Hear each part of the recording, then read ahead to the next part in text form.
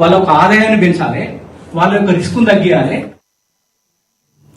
దేశంలో వైపు ఉగ్రదాడులు ఇక జరుగుతుంటే మరోవైపు బీఆర్ఎస్ సభలో నిర్వహించడం ఏంటని ప్రశ్నించారు మంత్రి కొండా సురేఖ.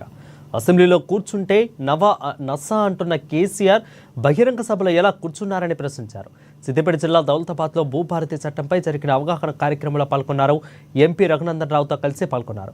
అయితే ఇక కేంద్ర ప్రభుత్వం ప్రవేశపెట్టిన భూతారు కార్డులను భూభారతికి అనుసంధానం చేయాలని అన్నారు ఎంపీ రఘునందన్ రావు. కార్యక్రమంలో MLC Anjireddy, collector Valluri Kranthi, SP Paritosh పాల్గొన్నారు.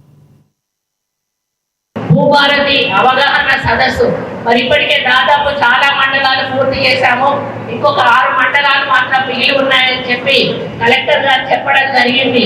వారు మాట్లాడుతూ భూభారతి గురించి చాలా వివరంగా మరి ఏం చెయ్యాలి, ఏం చేయకూడదు అనేది కూడా వారు చాలా స్పష్టంలో ఒకటే పెట్టడం జరిగింది. భూభారతిని బంగాళాఖాతంలో కలిపేస్తాము. భూభారతి ద్వారా రైతులందరూ కూడా అల్లకల్లోలం పడిపోయినారు. గ్రామాలలో ప్రశాంత వాతావరణం లేకుండా, సరిగా నిద్రపోకుండా, తిండి తినకుండా ఉండేటువంటి పరిస్థితి మరి ధరణి చట్టం ద్వారా ఏర్పడింది. మరి దాని ద్వారా దొరలు పెద్దందారులు బాగుపడ్డారు, కానీ మరి సన్నకారు చిన్నకారు రైతులందరూ కూడా అన్యాయానికి గురయ్యారు అనేటువంటి విషయం మనందరికీ కూడా తెలుసు.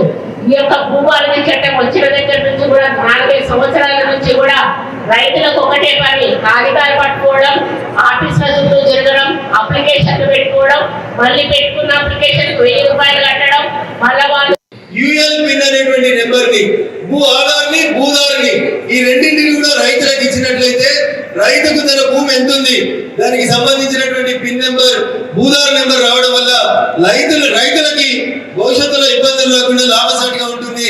తహసీల్దార్ కార్యాలయాల చుట్టూ నెలకోసారి తిరగాల్సినటువంటి అవసరం ఉండదు.